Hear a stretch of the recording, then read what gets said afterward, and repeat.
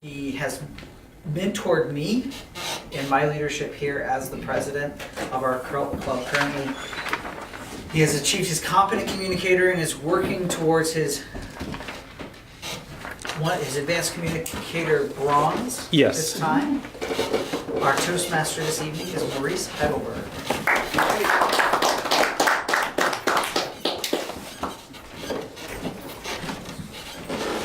Good evening, fellow Toastmasters and honored guests.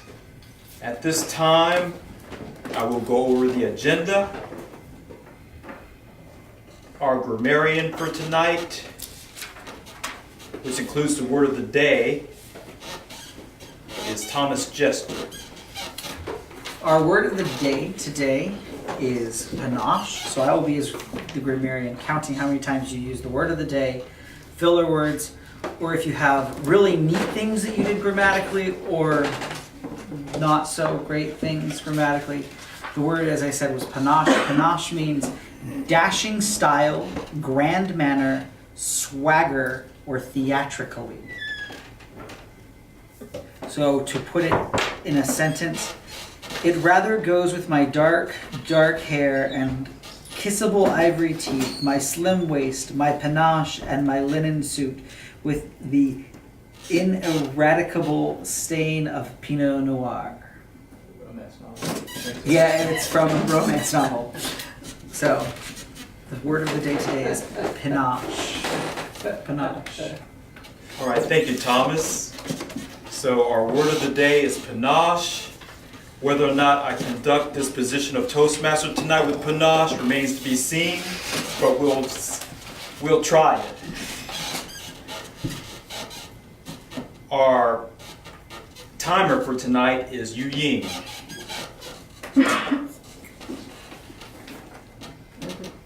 That's a timer. The speaker control the time. The speaker section is green is 5 minutes, yellow is 6 minutes, red is 7 minutes. The table topic section, green is 1 minute, yellow is 1:30, and red is 2 minutes. For the evaluation section, green is 2 minutes, yellow is 2:30, and the red is 3 minutes. When you see red color, you have to finish. You have better finish in 30 seconds. All right, thank you, Yu Ying. Our general evaluator for tonight will be John.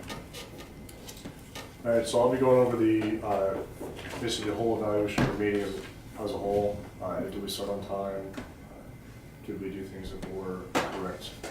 And also I'll be evaluating both speeches and also table topics. All right. Okay.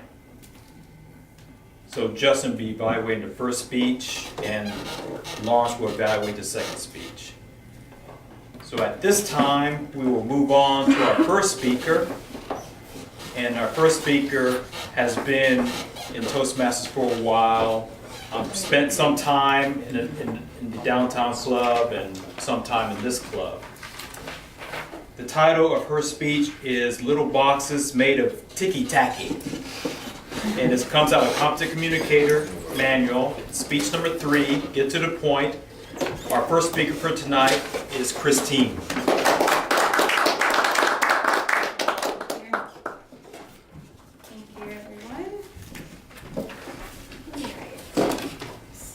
I'm going to start my speech off with a little song verse.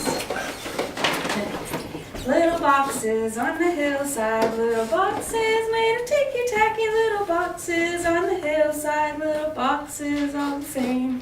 There's a green one and a pink one and a blue one and a yellow one, and they're all made out of ticky-tacky and they all look just the same. That's a little song that I really enjoy, talking about houses, and it basically is talking about how each house in this neighborhood is all very similar. They're all cookie cutter houses and whatnot. So tonight I'm going to talk about my little boxes that I've lived in throughout my life. Some people, maybe some of you have lived in the same house all of your lives, or in the same, pretty much, the same house your whole life. Or if you've been like me, or maybe in a military family, you've moved around a lot. I have personally lived in 11 houses throughout my lifetime. And so it's basically 3 houses, a house every 3 years. But some houses I did stay in longer than others, so it does kind of equal out to be about 3 houses, 3 years, every 3 years is a new house for me.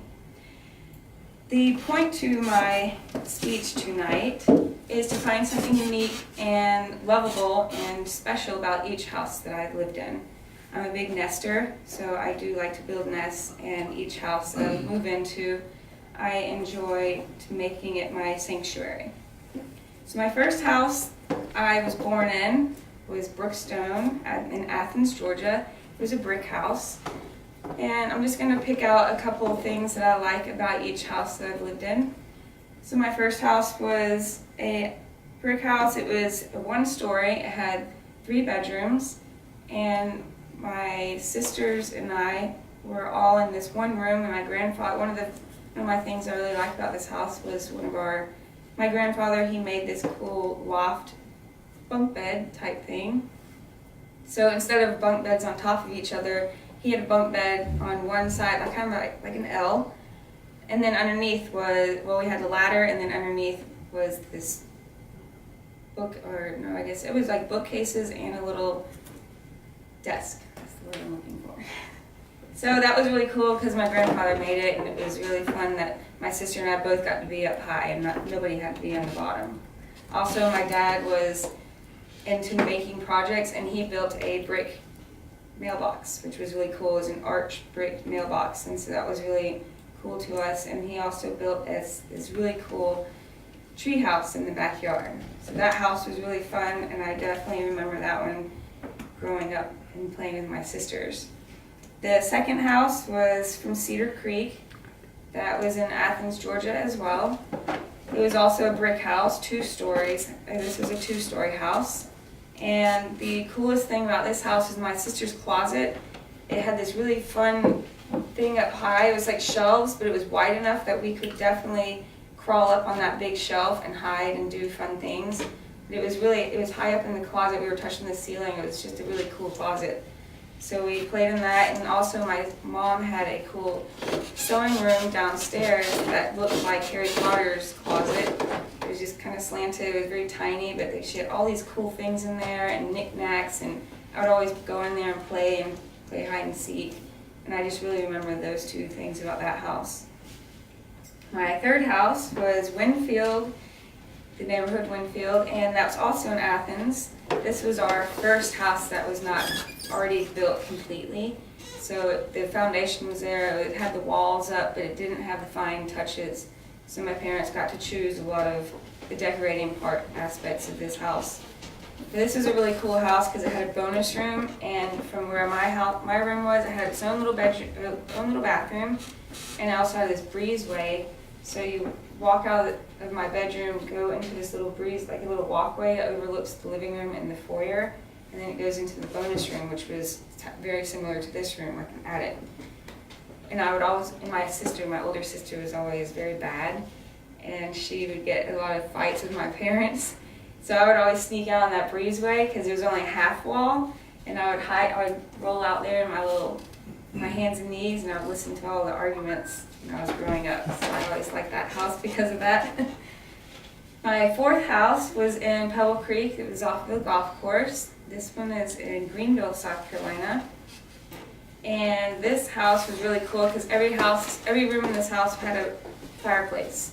My room had a awesome little closet.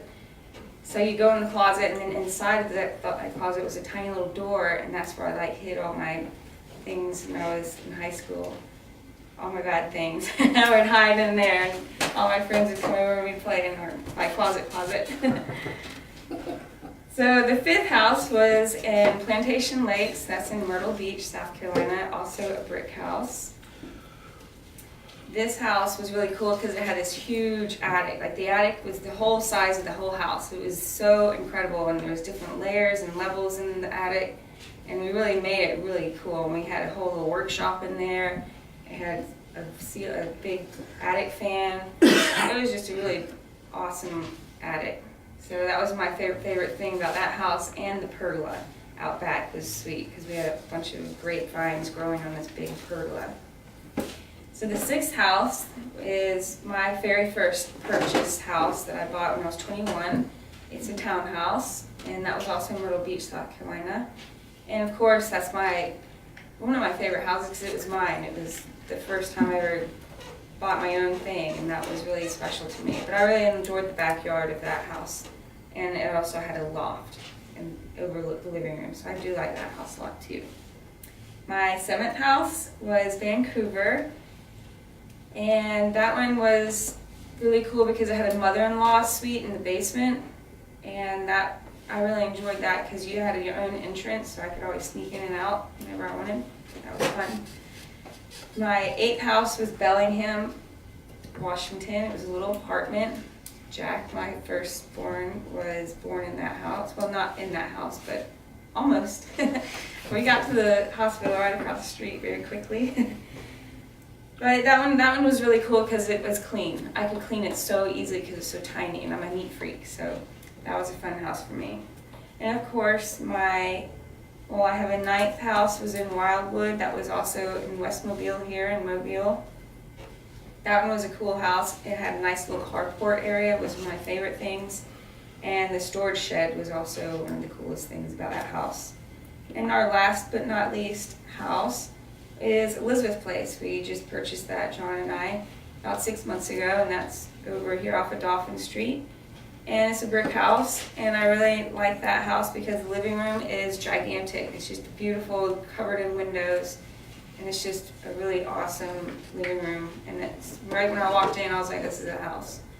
So I hope everyone can enjoy my aspect on living and the way I have moved around. But I hope that when you go home, you can think about your homes and what makes you feel happy about that house. Thank you very much.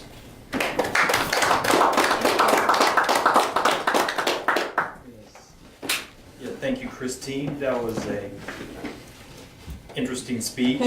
All the places that you lived, and you remember specifically, the best features of each place that you lived. Now for our second speaker, he'll be coming out of the Competent Communicator book. It'll be speech number 6, Vocal Variety. The title is How to Achieve Anything You Want. Our second speaker for tonight is Ren.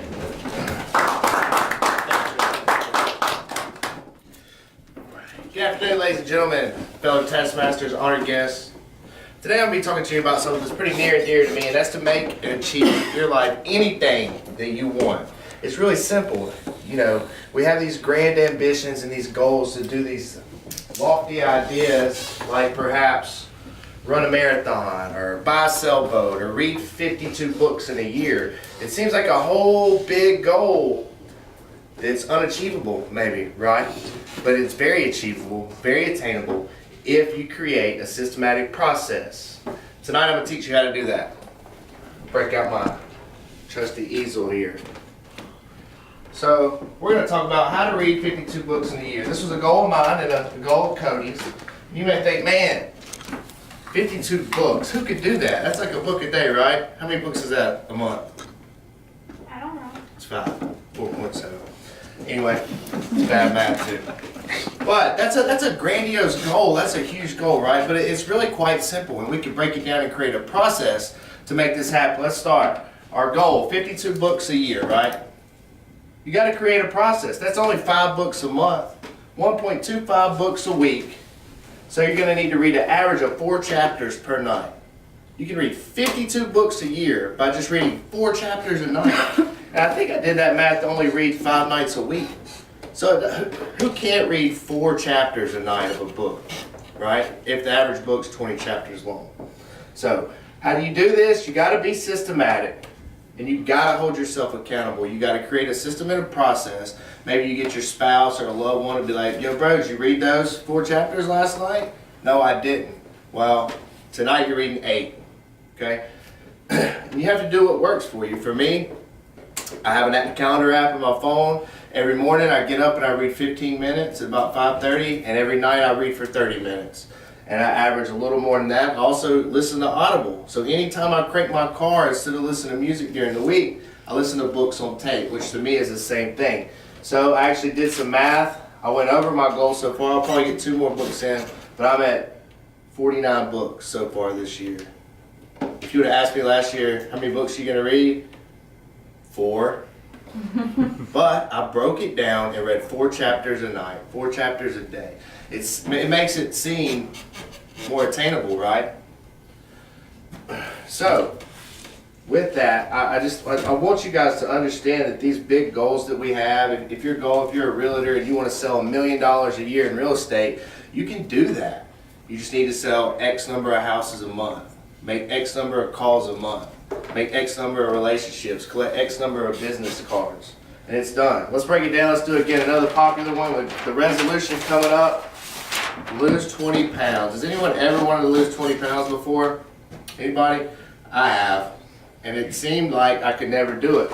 However, I've lost 35, and I've done that through a systematic approach. I go to the gym Monday, Wednesday, Friday. I wake up every morning whether I want to or not, and I just go. Sometimes I suck and I'm not good at it. Sometimes I get in there and I bust my tail and I'm really good at it. But no matter what, I hold myself accountable. Each and every day, I'm in there doing the work. You've got to put in the work.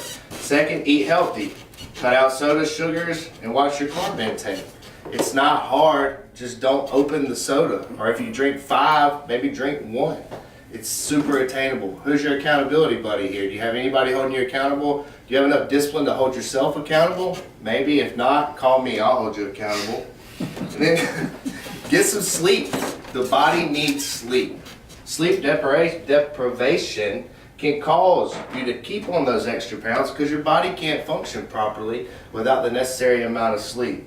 If you get that 8 hours in, you're going to spring out of bed in the morning and be ready to go to gym or be ready to execute those tasks systematically that are going to get you to your goal, okay? So last thing here is the middle game. You got to be tough between the ears. You have to understand your why.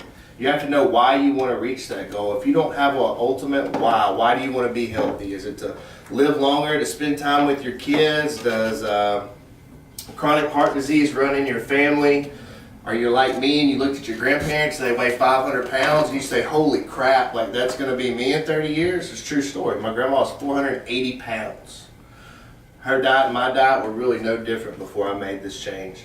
So those are just some things. These are ways, and this can be translated into anything. I use this in business. If I want to sell 10 websites a month, well, I know I got to make 100 calls a month, and I break that down and I put it in my calendar. It's the small, actionable steps and decisions that we take every day that are going to lead us to our ultimate goal.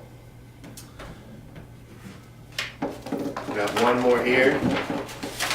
The must-haves of achieving your goal. You gotta have a positive attitude. It's a must. If you're not optimistic and you're not positive about your goals, you're gonna fail. I've never seen a negative Nancy be great. Have you? Not for a prolonged amount of time. You have to be relentless. I just read this book by Tim Glover. He was Michael Jordan's trainer for his entire. After 2 or 3 years, Jordan couldn't get to where he wanted to be, hiding in the sky, Tim Glover. The name of the book is Relentless. I highly recommend it. It talks about achieving greatness. You have to go at it. You have to be tough between the ears. And you have to go at it full force no matter what anybody says, what anybody thinks. Whatever pessimistic people are in your life, get over them. Move on and do what's going to bring you closer to your goal. Do it the small processes each and every day. You can look at like a star athlete like Michael Jordan who's out there doing these unattainable feats or these nearly impossible, having these nearly impossible games, and you think, man, that's just talent, that's skill. Yeah, there's a little level of talent, but most of all, he was relentless, and he went to work every day, and did the small things every day that lead to the great goals. So, and then you gotta, last thing, be willing to put in the work. There is no overnight success. If you look at anybody who's acquired these great feats, they've went to work every day, 10, 12, 15, 20, 30 years, and done the small things each and every day. So, I challenge you guys, if you have a problem getting what you want out of life, if you're not where you want to be, sales goals, relational goals, if you're not pan-shay in your lifestyle, be there. If you need help, I'll help you set these goals and achieve them. So I challenge you, 2018, don't make a New Year's resolution, make a new you resolution. Thank you.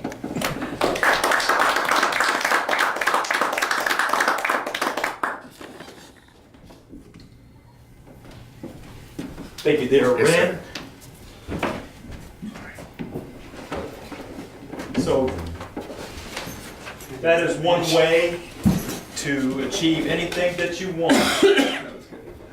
And Ren presented that speech with panache, don't you think? Did I get points taken away? Yeah. At this time, we will go into our table topics. And our table topics master for tonight is Cody.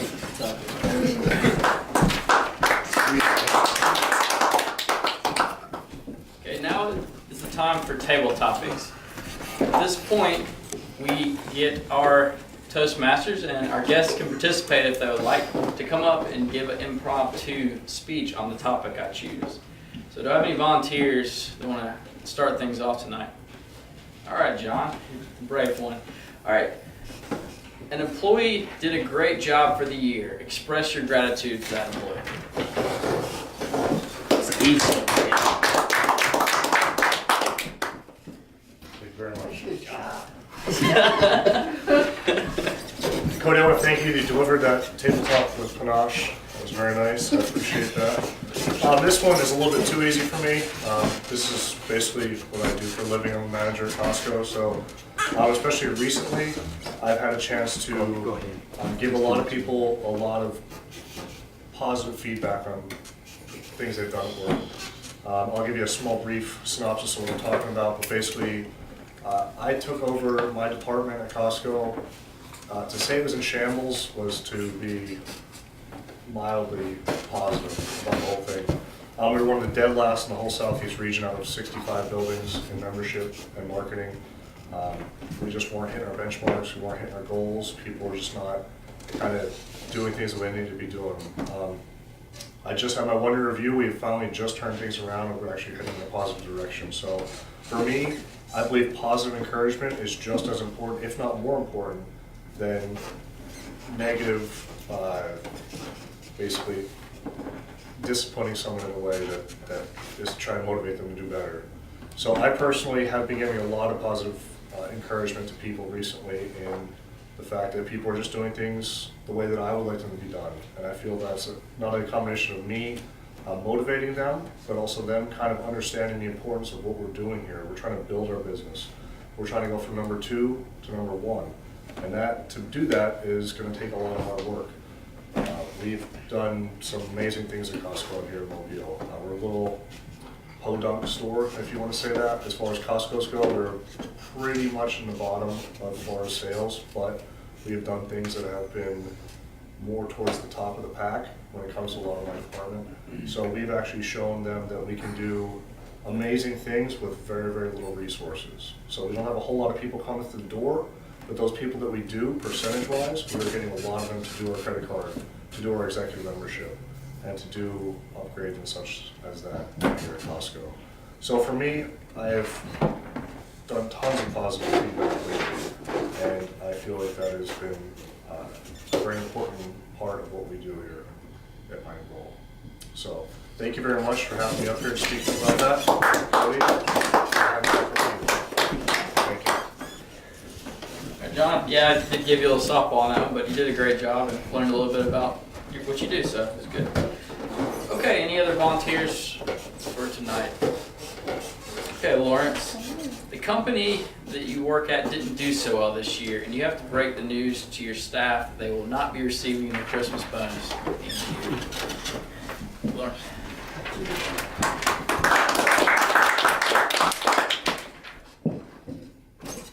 Christmas. Bah, humbug. What do we need Christmas for? It's just another day to spend money. Nobody really cares about Christmas.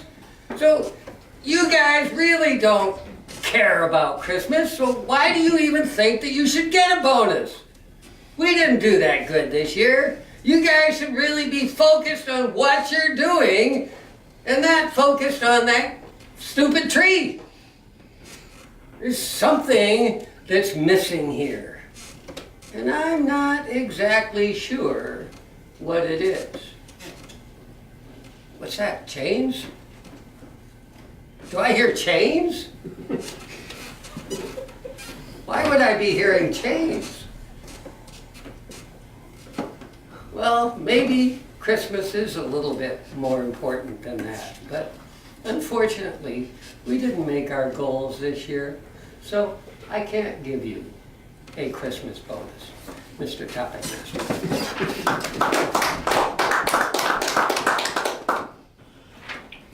Thank you for that, Lawrence. Always entertaining. Okay, any other volunteers for tonight? I think we have time. Okay. Rin? Okay, so that's kind of in line with what your speech was on. So what was your biggest accomplishment for this year? Too easy. Thank you, Fellow Toastmasters, honored guests. My biggest accomplishment for the year of 2017 was 6 speeches at Toastmasters. I'm just kidding. Not really. I had some lofty income goals that I exceeded by an exponential amount. I'm just kidding. I did get off food stamps though, which was really for my family. Mama was down in the trailer and she was like, "Now what are we gonna do if we don't got them stamps?" And I was like, "Well, I got paid today, Mom, and I'm gonna take us down to Walmart and I'm gonna buy you everything that you can fit in the small shopping buggy." But seriously, my biggest accomplishment is I almost read 50 books this year, which is really great considering the fact the year prior I probably read half a book. Not only that, is one of those 50 was Napoleon Hill's Law of Success, which should count as 10 because it's 2,000 pages long. Some serious stuff in there. I recommend that reading to anyone. It changed my life. So my greatest accomplishment may even be reading Napoleon Hill's Laws of Success. So, Mr. Toastmaster.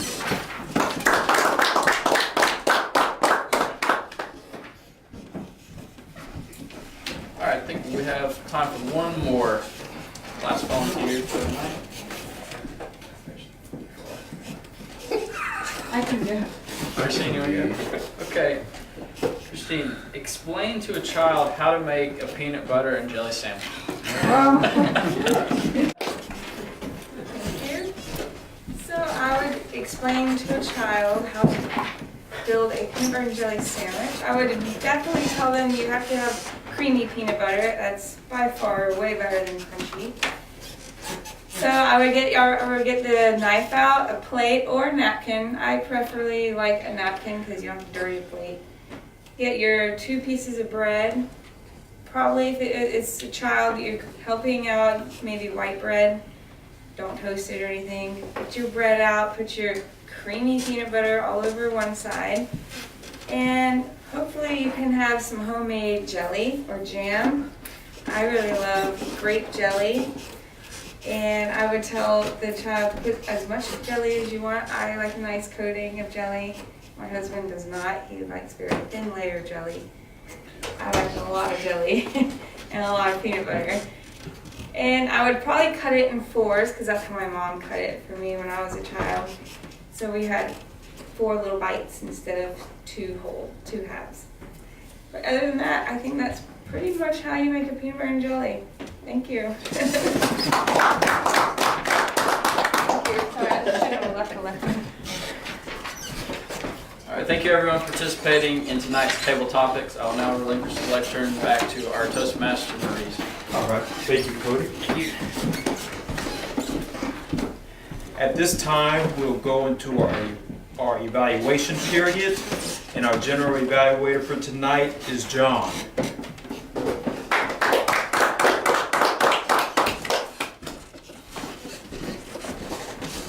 Toastmaster.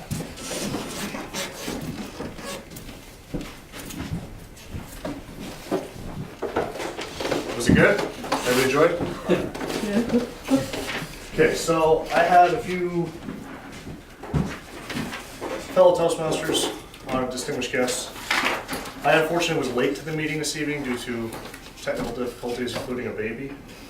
And I was not sure if we started on time, so President, would you like to inform me? Did we start on time? Okay, good. So we started on time this evening. Thank you very much for doing that.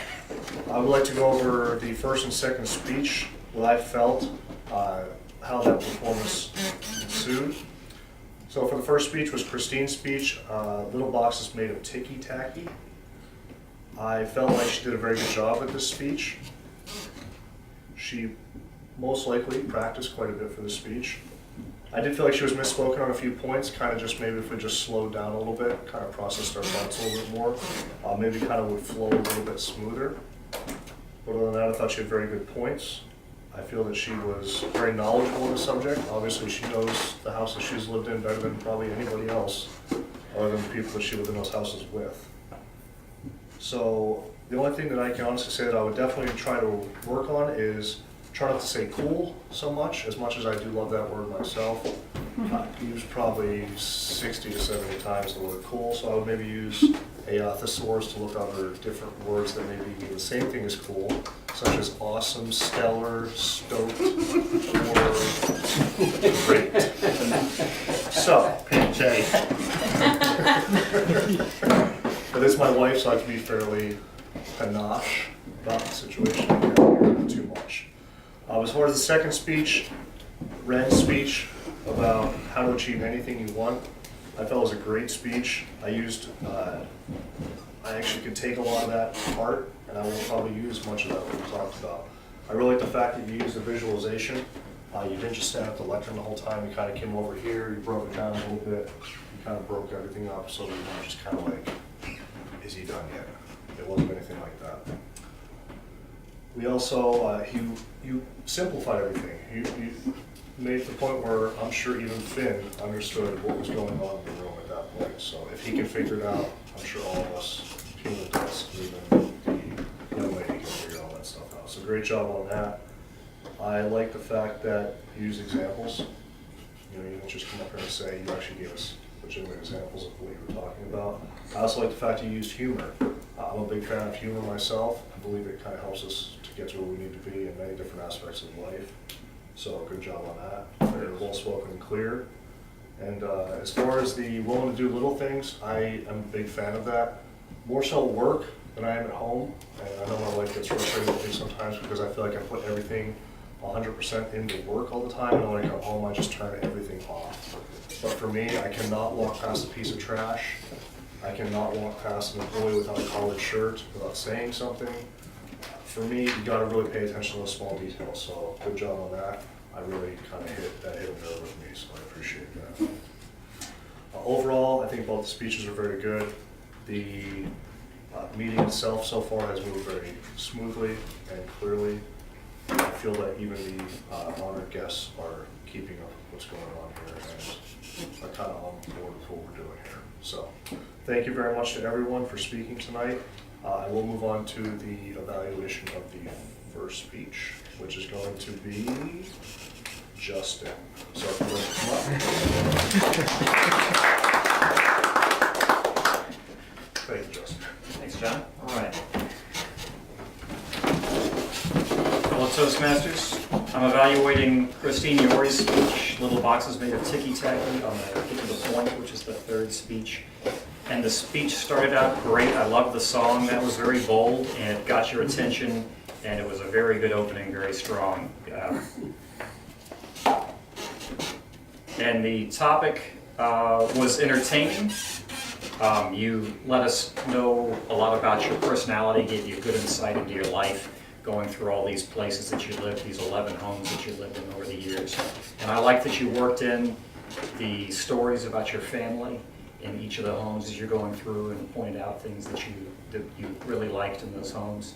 As John mentioned earlier, I did notice some overusing of the word cool, and that was fine, but something to work on there.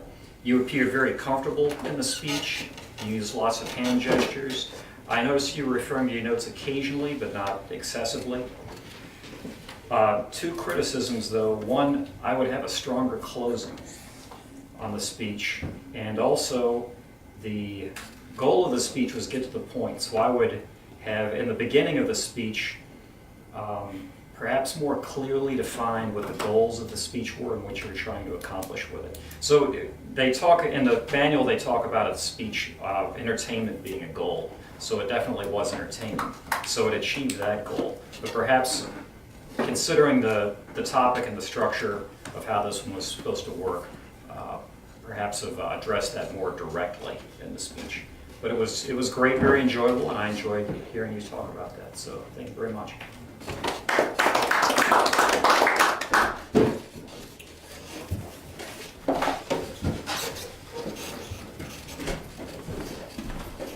John? Thank you very much, Justin. So moving on to our second evaluator this evening, it is going to be Mr. Lawrence Crompton, one of your animated personalities of our group here. So, Mr. Crompton, thank you very much. I get to evaluate Ren's speech. As always, he comes up here with a lot of panache and really projects himself very well. I really enjoyed this speech because I also have studied into a lot of these things. In fact, I am a kind of a disciple of William Waddles, who was predated Napoleon Hill. In fact, Napoleon Hill picked up a lot of his stuff, The Science of Getting Rich and such like that. So it's very, very dear to me what he said. Now, I really liked the way that he came up. His topic selection was really right on, because it's that time of year when everybody is thinking about making New Year's resolutions, which are another whole story I'm not going to go into. Always a bad idea to make New Year's resolutions, in my opinion. I think that he did well in his volume, the rate that he moved the speech, his variation in pitch and quality. It really made his speech reach out to us. Now, the one thing that I think that he could have done a little bit better, and this is one thing that I think's been brought up before in his speeches, is slow down and breathe. Okay, you rush through, and one of the good things that you could really do, especially with a speech like this, is when you give somebody a point, then let them have just a second to digest that point, and then move on to the next point. And so instead of just bang, bang, bang, bang, bang, right down the line, you could have done that. And that would have made it a little bit more digestible. A lot of information in a short amount of time. Now, as far as what I think he did really well, I think he was very persuasive. I think everyone here could agree that the information they gave is pertinent and could be used by anyone here if they want to achieve anything that they want. Mr. Toastmaster. Or Mr. General Governor.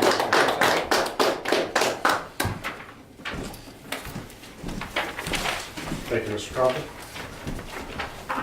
Thank you, sir. Most welcome. So with Lawrence's evaluation of the speech number 2, that will bring to conclusion our evaluation part of the meeting this evening. Timer for Mary. Oh, sorry. Can we do the timers report?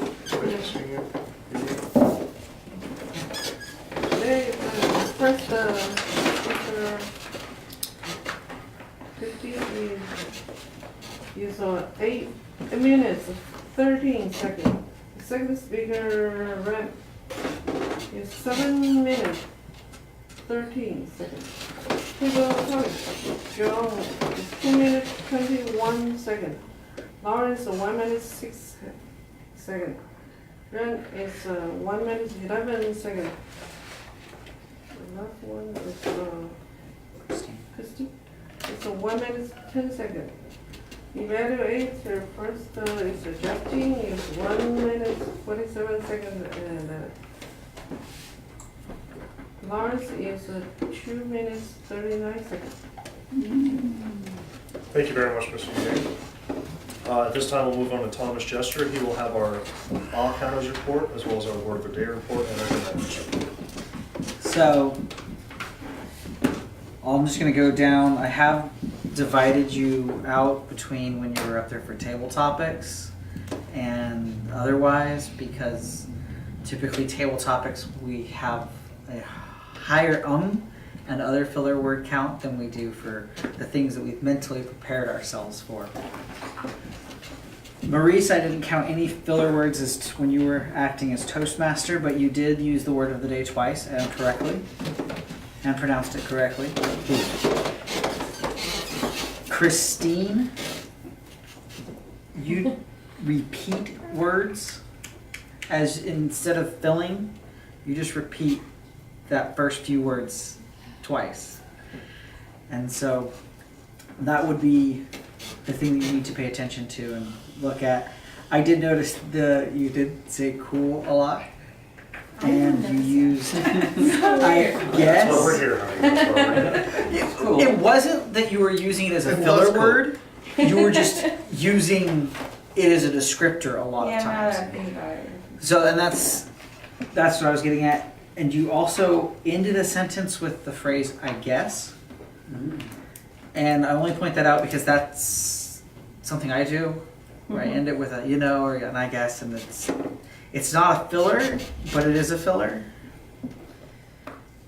Rin, you have the same big filler word I do, which is so.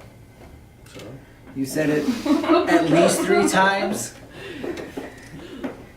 during your speech, and you did use the word of the day correctly, even though you did not pronounce it correctly. does that count? I am half a point now. Yu Ying, you had 2 uhs during the timers report, probably when you were trying to find your place again on the paper.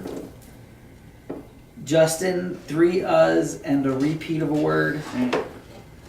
Lawrence, 3 uhs, an and a repeat of the word when you were evaluating Ren's speech. And you did use the word of the day correctly. John, as general evaluator, used the word of the day correctly. And his filler word crutch is and he used it about 7 times. As the table topics, John used about 7 times in his 2.5 minutes. Ren repeated, I definitely caught a repeat once, but I may have missed one because you were really moving when you were doing your table topic. Fast? Yeah, you were just going through stuff very fast, and so I may have missed something. And Christine, you actually repeated in your table topics as well 2 different times. And I have used my crutch filler word of so, I think 3 times during my grammarian's report, and I've yet to use the word of the day. Thank you very much, Thomas. That was a very nice grammarian's report, word of the day report, and an all-counter report. So thank you for that. At this time, I'd like to repeat what I basically have already said in the beginning, which I did it backwards. I did my general evaluation of the meeting at the beginning, and now I'll do my introduction of the general evaluator. So, I am John, the general evaluator.